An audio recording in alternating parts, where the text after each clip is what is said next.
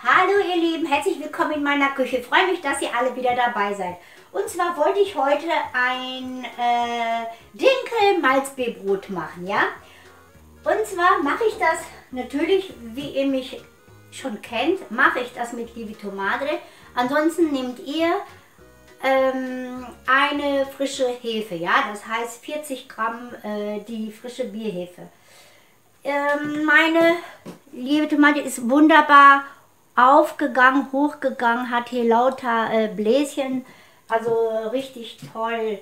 Habe ich jetzt ungefähr vor 3 Stunden aus dem Kühlschrank geholt, hatte den gestern Abend sozusagen gefüttert und nach 2 Stunden in den Kühlschrank getan, zugemacht, in den Kühlschrank getan, heute Morgen rausgeholt und nochmal 2, 3 Stunden auf Zimmertemperatur. Jetzt auf jeden Fall ist er jetzt auf Zimmertemperatur und jetzt können wir ihn auch weiter verarbeiten. So, und zwar kommt als erstes 200 Gramm Dinkelkörner in den Mixtopf.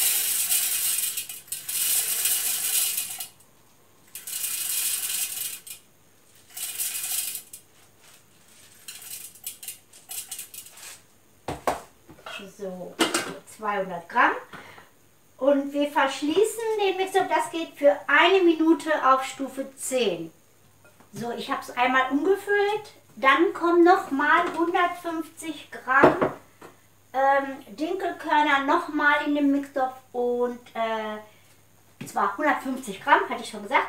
Das geht dann nochmal 1 Minute auf Stufe 10. Das habe ich ja hier schon gemacht und das wird auch nochmal umgefüllt. Kloppt das einmal so aus.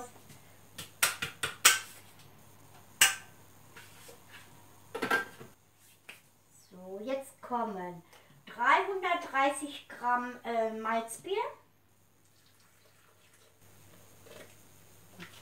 Ja. Und 120 Gramm Wasser. Ich habe hier lauwarmes Wasser.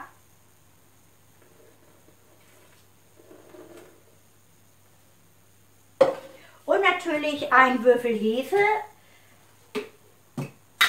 Und ich nehme dann mal die selbstgemachte Hefe. Ich sage euch sofort, wie viel Gramm ich nehme. Ich werde so um die 200 nehmen. Oder 220. Das sind 150, also 200 sollten es schon sein.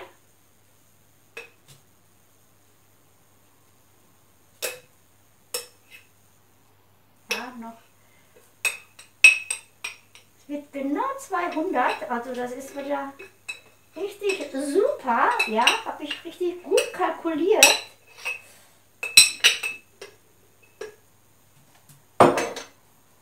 Hopp.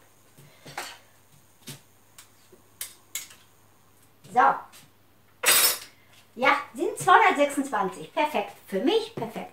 So sieht das natürlich aus jetzt. Ja, mit dem Dunkelbier habe ich ja noch nie gemacht. Und habe ich gedacht, na, heute musste mal das ein bisschen anders machen, wie ich das sonst mache. Sonst mache ich das Pi mal Daumen. Ich schmeiße immer alles rein. So, ich verschließe das jetzt einmal mit dem Deckel. Und das geht für 2 Minuten 37 Grad auf Stufe 2. Da ich ja Lievito Madre mache, gehe ich von Stufe 2 bis 4, damit sich das wirklich richtig gut auflöst. Ja, ja, hat sich wunderbar aufgelöst. Ja, also richtig gut aufgelöst. Das Dinkelmehl gebt ihr in den Mixtopf rein.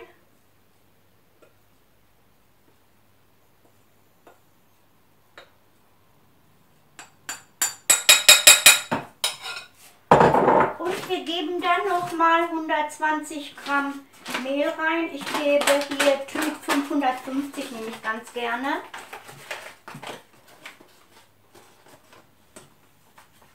So. Ich muss da sowieso schauen mit Lievito Madre, ob das so mit der Flüssigkeit klappt. Ansonsten muss ich ein bisschen mehr Mehl nehmen.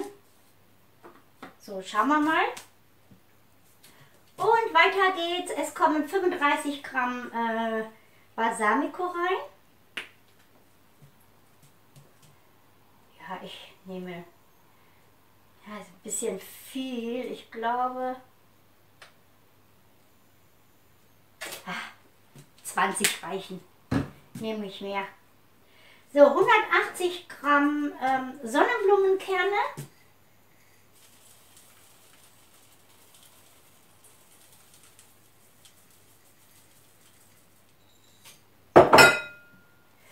Und 50 Gramm Leinsamen.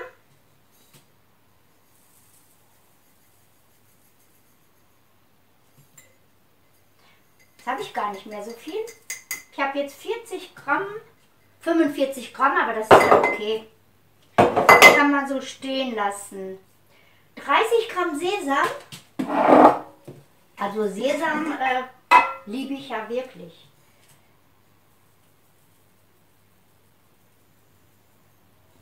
So, 30 Gramm Sesam. Und natürlich 2 Teelöffel Salz.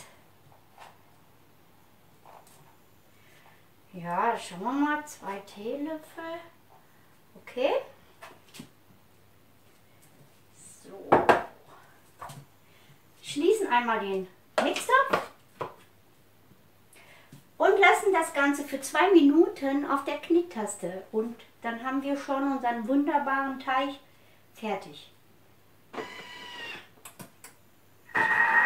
Ich werde zwischendurch schauen, ob das jetzt zu flüssig ist. Ansonsten tue ich da noch ein bisschen mehr Mehl rein, damit das nicht ja, so klebrig ist.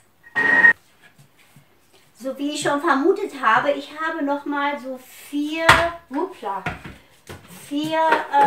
ja, Esslöffel, würde ich schon fast sagen, 4 solche Esslöffel noch mal mit reingemacht, weil der wirklich sehr, sehr klebrig war. Das kommt natürlich von dem Liebe Tomate, weil der ist ja auch schon sehr mit Wasser.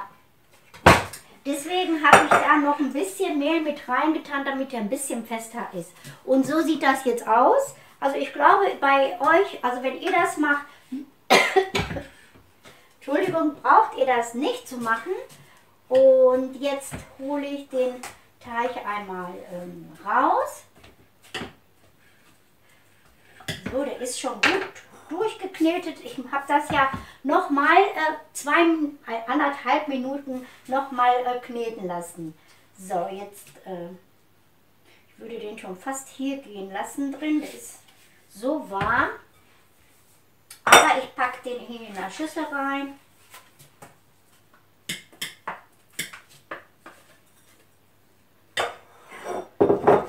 Hole ich ihn erst hier raus und dann geht es, glaube ich, besser. So.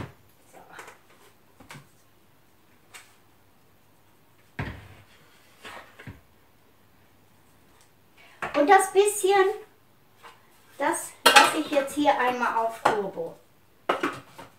Ja, dann gehe ich einmal nur aufs Häuschen und stelle den dann einfach eben auf 10.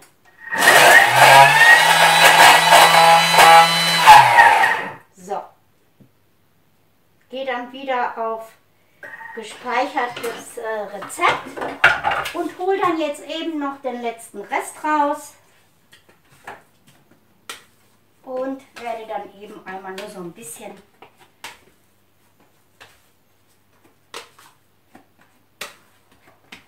nochmal durchkneten. Nehmen wir mal ein bisschen Mehl in den Händen.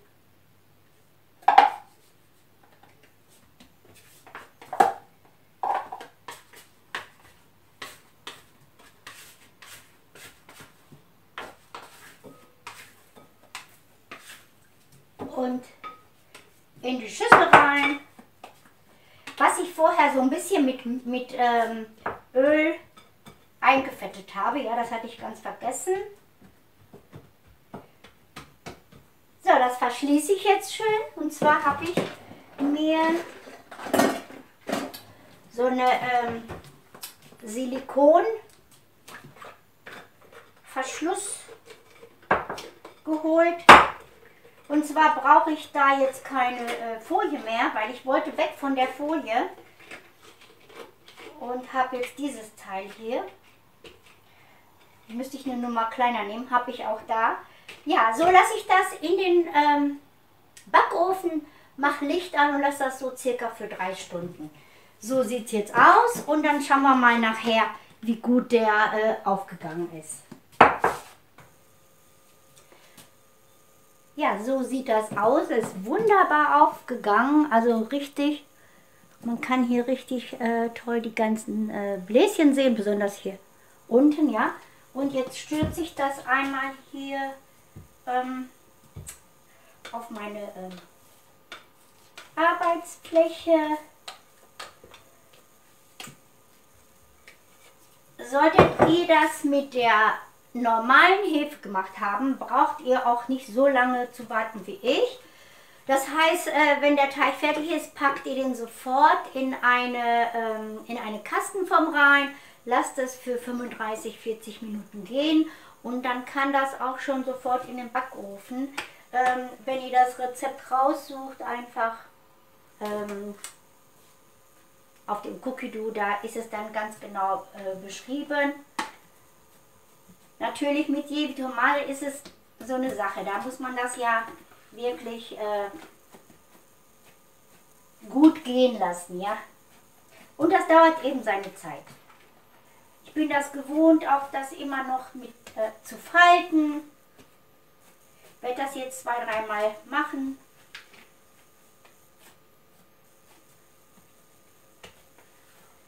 So, das wird ein super klasse, tolles Malzbierbrot, ja. So, ich denke, das reicht schon. Gibt schon nach, wenn ich drauf drücke, kommt es schon hoch. Jetzt hole ich mal in die Backform.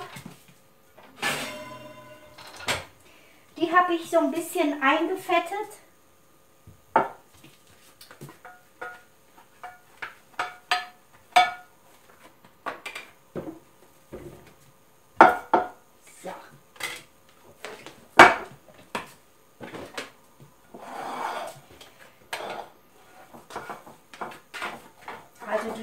Es sieht wirklich super aus und ich glaube, das wird ein richtig super klasse, tolles Brot werden, ja?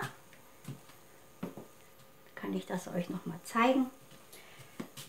Schneide ich jetzt dann auch mal eben einmal ein.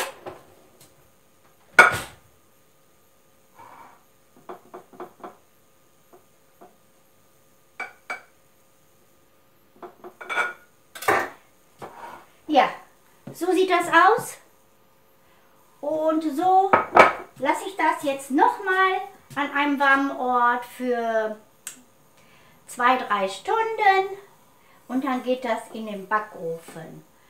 Und zwar, ich meine müsste ich jetzt lügen, muss ich gleich mal schauen, bei 220 Grad oder so. Ich schaue gleich mal nach. Ja, wie gesagt, ihr könnt es ja sofort backen und ich sag euch, ich schreibe das unten drunter, unterm Film auf, wie ihr das, oder schreibe es im Film auf, wie ihr das sofort dann backen könnt. Ja, ich zeige euch, es ist wunderbar aufgegangen, also super toll. Ja, so. Und jetzt tue ich das in den Backofen rein, bei 220 Grad für laut Cookie Dough hier 35 Minuten. Wenn ihr das mit eurer normalen Hefe gemacht habt, ja, dann sollte das, ich sag mal, in 45 Minuten gehen in der Kastenform. Und dann könnt ihr das bei 220 Grad 35 Minuten backen. So, ich musste das Ganze ja viel länger gehen lassen und ja, es ist eben so bei Jevitomate. Ich lasse das auch für 35 Minuten. Ich schaue dann nach, ob es schon gut ist. Ansonsten werde ich das dann... ja, jetzt bin ich aus dem Konzept, meine Tochter ist gerade gekommen. Ich tue es jetzt einfach mal in den Backofen rein. So.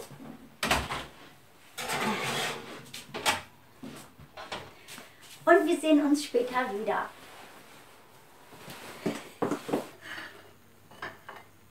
Also, es ist wirklich ein super Brot geworden, ja. Ich zeige euch das nochmal so, damit ihr das auch genau seht hier. Die ganzen Sonnenblumenkerne und die ganzen Löcher hier, die man auch sehen kann. Also super. Es ist natürlich ein schweres Brot, klar, aber das ist meistens bei Dinkel. Das ist immer etwas schwerer und es schmeckt wirklich klasse.